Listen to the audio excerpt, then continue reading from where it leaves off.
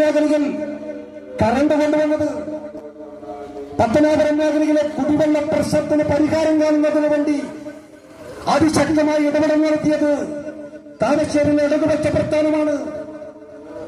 താമരശ്ശേരിയിലെ ഓരോ മുക്കിലും മൂലയിലും പത്തനാപുരത്തിന്റെ മുക്കിലും മൂലയിലും റോഡുകൾ കൊണ്ടുവന്നത് ഇടതുപക്ഷമാണ്.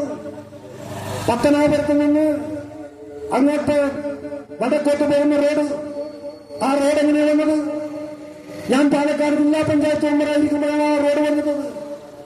അതായത് ഞങ്ങൾ ഞങ്ങളുടെ കുടുംബത്തിന് കൊണ്ടുവരുന്നതല്ല, പക്ഷെ ഇടതുപക്ഷ ജനാധിപത്യ മുന്നണിക്ക് ഭരിക്കാൻ അവസരം കിട്ടുമ്പോ ആ സാധ്യതയെ ഉപയോഗപ്പെടുത്തി ഒരു പ്രദേശത്തിന്റെ എല്ലാ പ്രശ്നങ്ങളും പരിഹരിക്കുന്നതിന് വേണ്ടി നേതൃത്വപരമായ പങ്കുവഹിക്കുക എന്ന ഉത്തരവാദിത്തമാണ് ഞങ്ങൾ നിർവഹിക്കുന്നത്.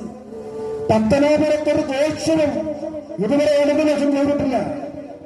പത്തനാപുരത്ത് വീടില്ലാത്തവർക്ക് വീട്, വീട്ടും വൈദ്യുതി, വീട്ടുമുറ്റത്ത് കുടിവെള്ളം, അതുപോലെ തന്നെ വികസന പ്രവർത്തനങ്ങൾ, റോഡ്, തെരുവ് വിളക്ക് തുടങ്ങി ഞങ്ങൾ ഇടപെടാത്ത ഏത്